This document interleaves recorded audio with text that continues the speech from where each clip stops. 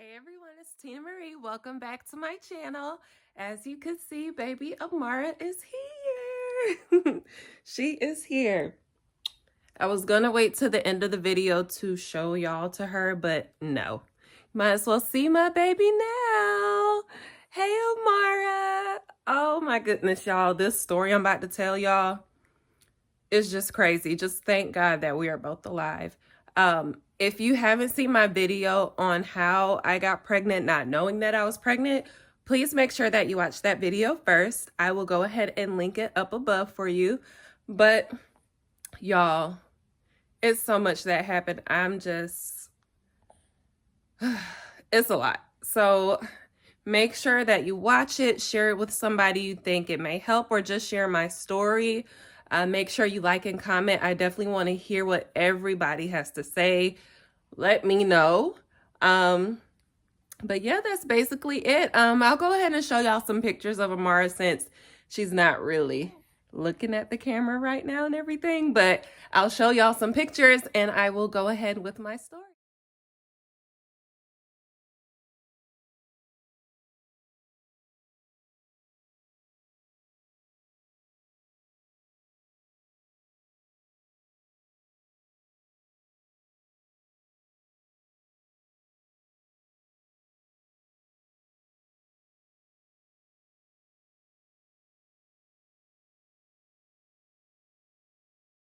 So I'm just gonna jump right into it. Throughout this, I'm going to be showing you pictures and stuff of my stomach and everything that was going on. We're gonna start with the week of February 1st, but I do want y'all to keep in mind that I was supposed to give birth on March 1st. So week of February 1st, I have found out that one of my coworkers had COVID. I wasn't around them a lot, but I was around them. So I went to go get a COVID test the very next day. And that day, well, that night, my stomach had started hurting. My stomach started hurting really bad. It was just like a really bad cramp.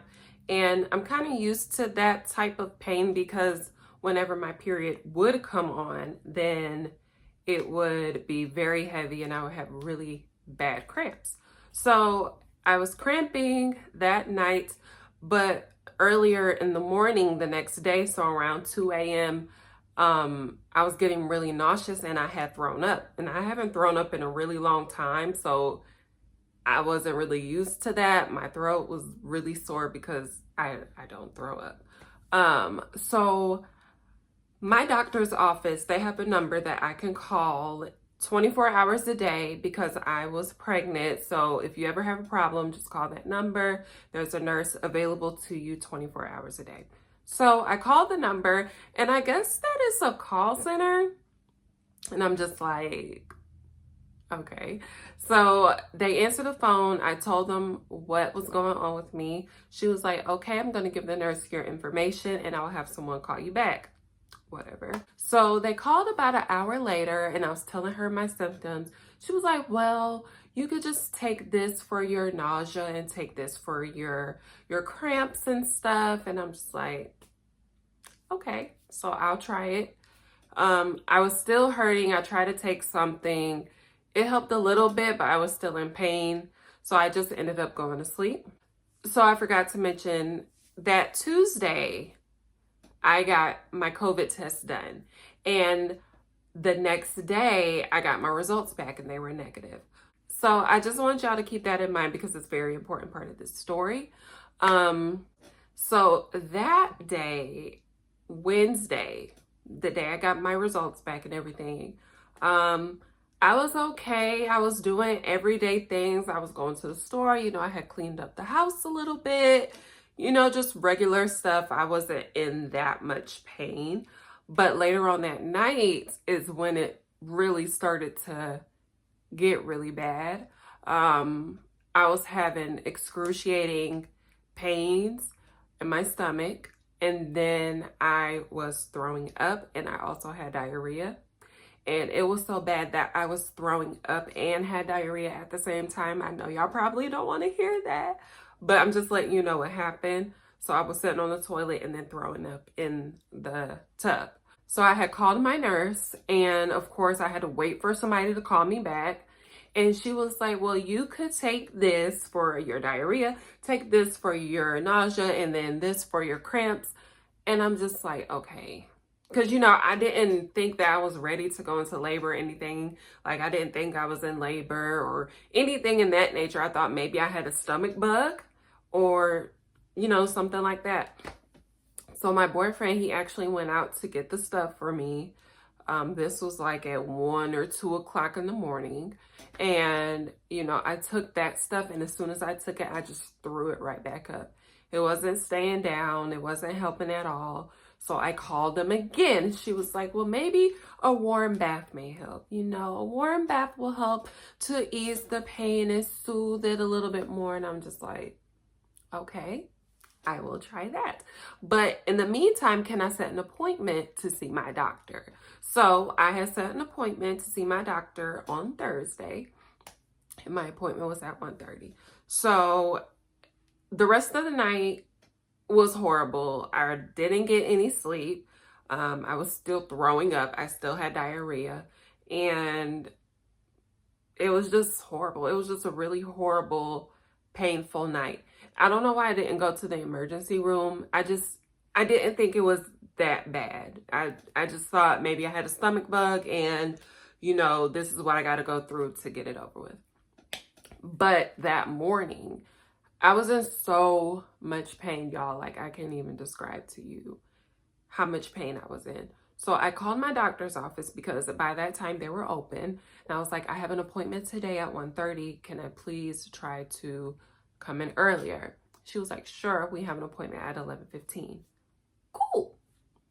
So I get dressed. We're on our way there. The car ride was very painful because my stomach, it was just cramping so bad. Like, it was just so bad.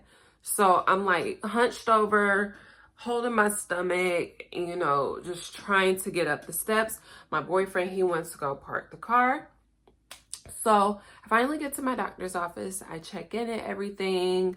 And I'm waiting to see my doctor. So the assistant comes to get me. She calls my name. She takes me back to a room and she's like, well, we can't see you today. The doctor is not able to see you today. And I'm like, what do you mean the doctor is not able to see me today? She was like, well, you took your COVID test and it came back too quickly. I'm like, what do you mean it came back too quickly? Like, I took the test, it came back negative, I'm good. Well, no, it just came back too quickly, so he's not able to see you. But we could do a phone or a video visit. A phone or a video visit? Are you kidding me? Are you kidding me right now? Like, I'm literally bent over in this seat. I can barely even look at you while you're talking to me right now. You talking about, oh, well, we could do a phone visit or a video visit when I'm physically in the office right now in pain. And you see that I'm 36 weeks pregnant. Y'all, I was so pissed. I was so pissed off. And mind you, I work at a doctor's office. So I was advised to go through the system, the hospital system in which I work, and I would get my results back quicker because I work for the hospital system. And she has the nerve to tell me, oh, well, it came back too quickly. What? Girl, okay, I need to see a doctor. I need to see my doctor. Please get my doctor. I need to see him. And she was just like, no, he won't be able to see you. But you could go downstairs to urgent care. Like, y'all, when she's talking to me, there is no emotion in her face. There's no compassion. Like, I'm literally bent over in the seat and she's just like, are you kidding me? And I just, you know, I just got to think that everybody is not like me. Like, I'm a compassionate person. I always want to help somebody. Like I said, I work at a doctor's office. So if someone comes in my office and they're like, oh, you know, I need this and this and that, and, you know, I'm really in pain. Like, I don't know what to do. You know, I've talked to someone on the phone, blah, blah, blah, blah, blah, blah. Like, I'm just not going to be like, okay, well, bye. I always go to their assistant. If their assistant doesn't have to answer, I go to the doctor. Like, you know, this person is outside. They say that they need your help. Like, they need to do this. What should I advise them to do? Can you go out there and talk to them? Like, he didn't even come out and talk to me. So at this point, I'm just pissed off. And I was just like, okay, well, just show me the urgent care, because I wasn't getting anywhere with her at all, like nowhere. So she just like opened the door for me. She was like, oh, it's down this hall. You go downstairs and then you go around to the front and da da da. And that was it. Like, she opened the door, and then once I finally got out the door, she just let it close and she left. No compassion whatsoever. So I'm just pissed. So I called my boyfriend because he was about to come up, and I was like, no, I'm going to urgent care because they won't see me. He's pissed off because they won't see me. So I go into urgent care, but I went in by myself because you couldn't have any visitors in urgent care. So I'm at this point, I'm just like hunched over, like the girl at the desk, she's just looking at me like, this poor woman, because you could just tell by how I was walking that I was just done. So I'm in the waiting room and I just keep going like this in my seat. Like, I can't stay still because I'm hurting. So once I finally get back, I'm like bent over in the chair, and they tried to give me like heating pads to like, you know, help my stomach. Nothing was working. My arms started to hurt really bad. And she's like, where are you coming from? I'm like, my doctor's office upstairs. And she was like, they wouldn't see you. I'm like, no.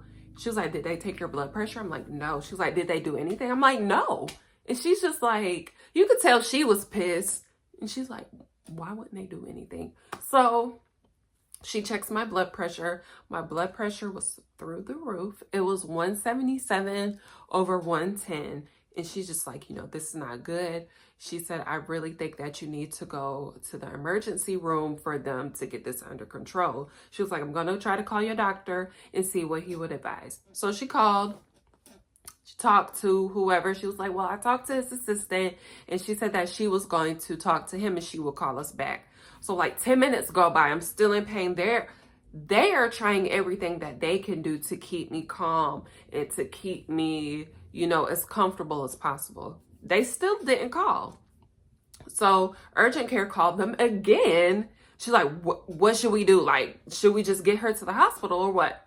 So she was like, well, the doctor said, yeah, you could go to the emergency room. Do you want to drive, or do you want to go in an ambulance? And I'm like, well, my boyfriend is out there. We could just drive. She was like, honestly, how much pain you're in, I think you need to go in the ambulance, so that way they could just get you directly in and you don't need to be waiting. You know, if you go in just the regular emergency room, you know, you got to fill out the paperwork, you got to do this and that, da, da, da. This way you could just get in there. And the reason I'm going to the emergency room is because urgent care can't really do anything for me. So I get in the ambulance. The lady, she's just talking to me a lot. She's just trying to, I guess, keep me alert and, you know, just talking because I was like, ugh, in so much pain.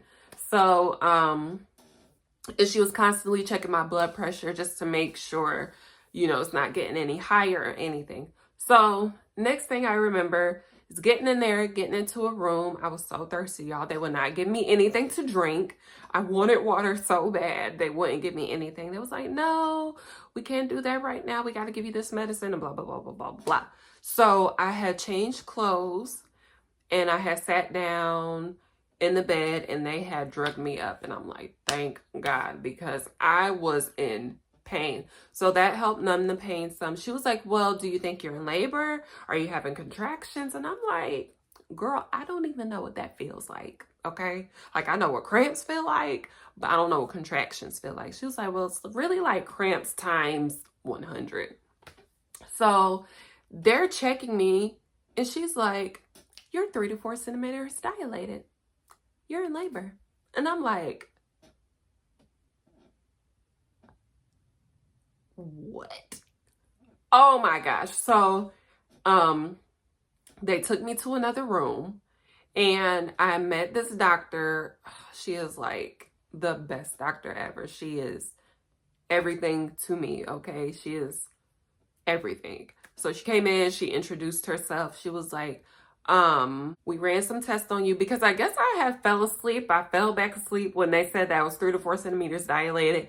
And within that time period, they was doing tests on me and stuff. Cause honey, I was knocked out. I was in so much pain. The meds they gave me knocked me out good because I didn't want to deal with that pain. So she was like, we have to take this baby out now. We have to do an emergency C-section. You have pre-eclampsia, and then you have, it's called the HELP syndrome. She was like, both of these are really rare, but the HELP syndrome is very rare. You know, she explained to me what it is. I'm going to put on the screen right here somewhere what pre-eclampsia is and what the HELP syndrome is. So she was like, we got to take this baby out today. Don't worry, we're going to take care of you. After she was talking to me and everything, she was like, we're going to prep you to go into the room and we're going to deliver your baby. I'm just like, okay. And y'all, they did give me some water when I moved to the other room because I was just so parched, like when I woke up and everything. So I get to the other room, they drugged me up or something. They gave me the epidural and she was like, you're going to feel some pressure and we're going to take the baby out. So I'm like, okay. So I feel the pressure in my stomach. I guess that's when they did the incision. And then I felt another like pressure. And I guess that's when they pulled Amara out. And I heard her crying. I'm just like, oh my gosh, is my baby okay? Is my baby okay? They were like, yes, she is fine. She is fine. And then the next thing I know, I start hearing all these noises. And then I hear them say, oh my gosh, she's losing too much blood. It's her liver. Call the trauma unit. And then after that, I knocked out. Like, I guess I passed out. Like, I don't remember anything after that.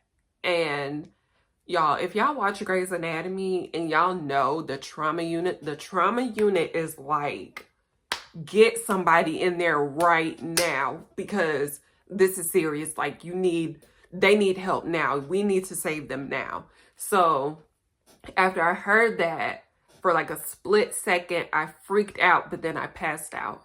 Y'all, I'm like, oh my gosh. It's so crazy. So I finally wake up. I'm still thinking that it's Thursday, February 4th, because that's when I went to the doctor and that's when all the stuff happened. And I'm opening my eyes. I have all these IVs in my arm and my neck, and I have a tube in my nose, and I see the nurse writing something on the board, like, you know, I guess my stats, and then I see ICU, and I'm like, am I in ICU? Like, I could barely talk, you know, I'm trying to get my voice back up because, you know, I was knocked out for I don't know how long. And I'm like, so I'm talking to the nurse and I'm like, am I in ICU? She was like, yeah, you finally woke up. And she's like trying to talk to me. And I'm like, oh my gosh, I need to call my boyfriend. So I called him. And the first thing I said is Amara okay? Because I'm in ICU. Why am I in ICU? And I'm like, is Amara okay? Is she like, what happened with her? Because I'm like, the last thing I remember is they said that they need the trauma unit to come in. So he's like, Amara is fine. She's doing good.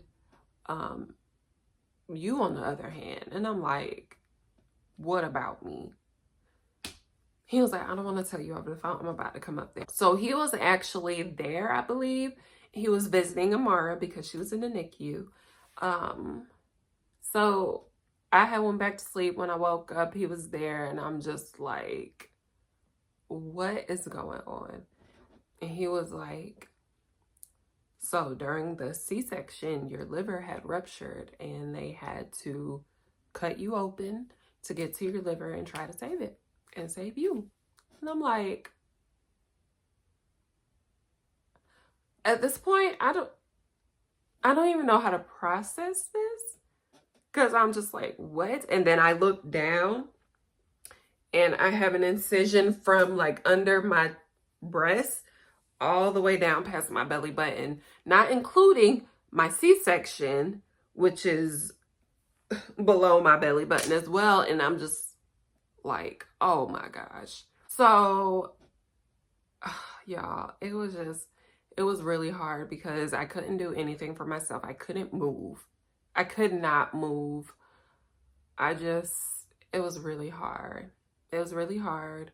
Then I started to progress. So about 2 days later, I was out of ICU. They said that I was recovering really well. So I went to a regular room, and, you know, my nurses,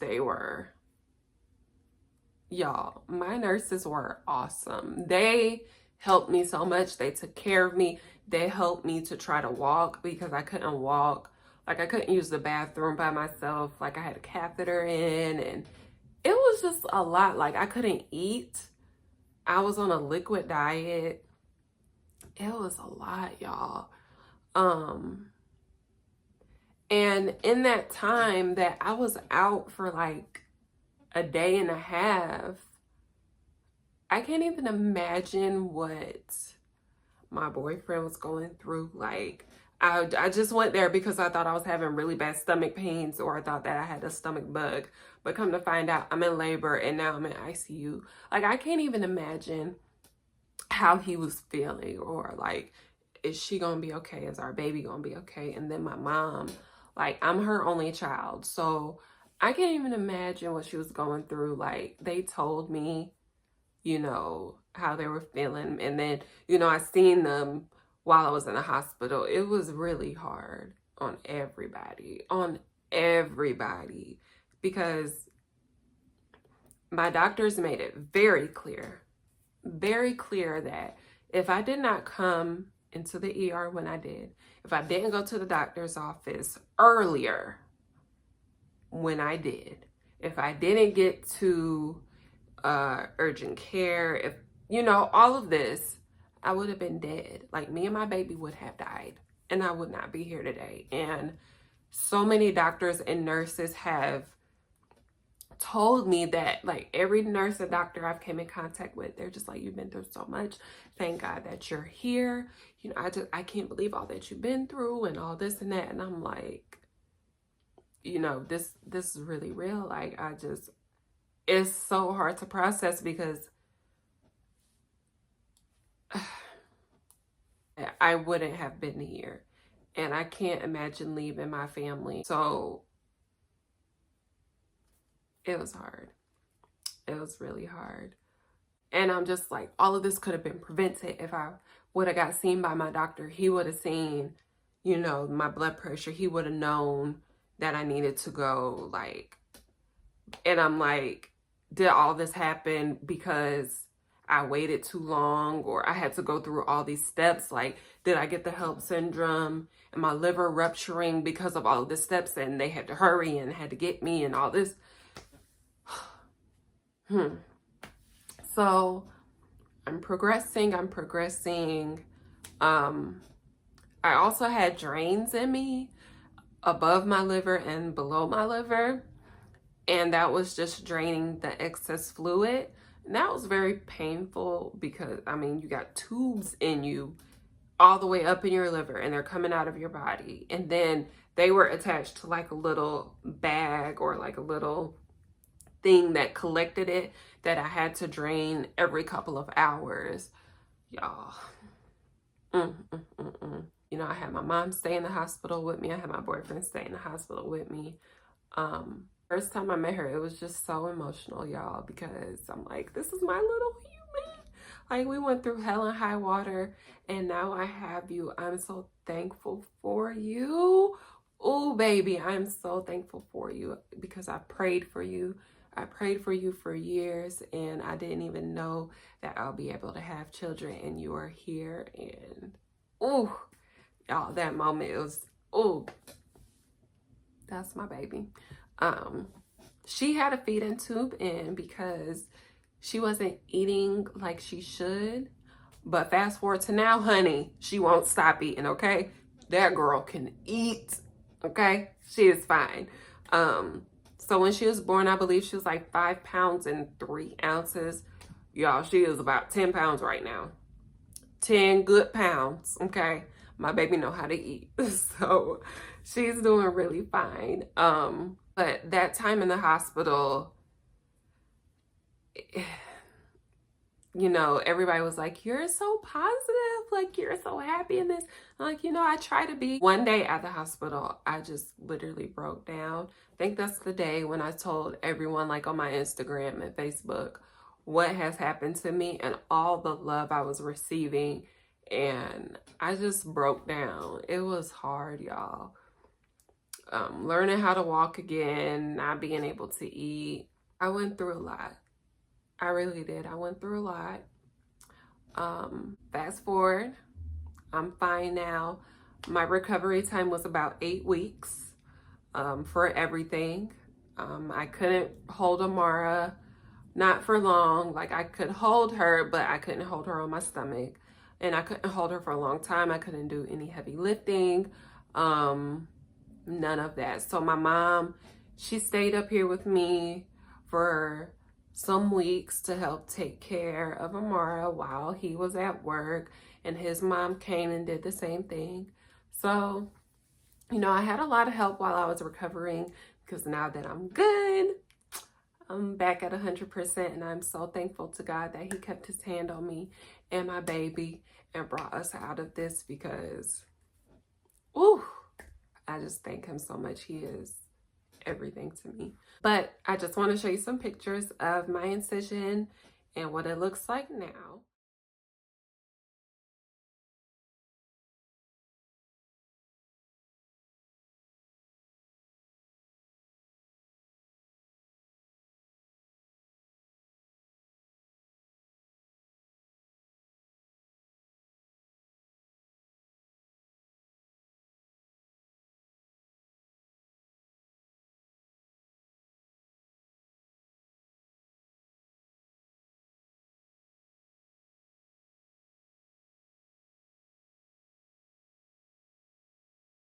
So the last picture video that you've seen is what it looks like now. So it has turned into a keloid. And I heard that it's more common for that to happen for people of color. I don't know why. That's just what they told me. So they said that I could get shots to get it to go down, but those shots hurt. I got it one time and it was so painful, y'all.